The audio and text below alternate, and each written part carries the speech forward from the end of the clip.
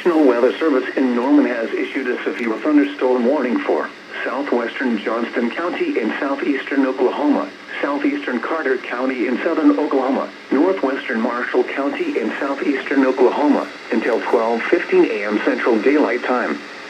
At 11:32 p.m. Central Daylight Time, a severe thunderstorm was located near Dixon, moving northeast at 35 miles per hour.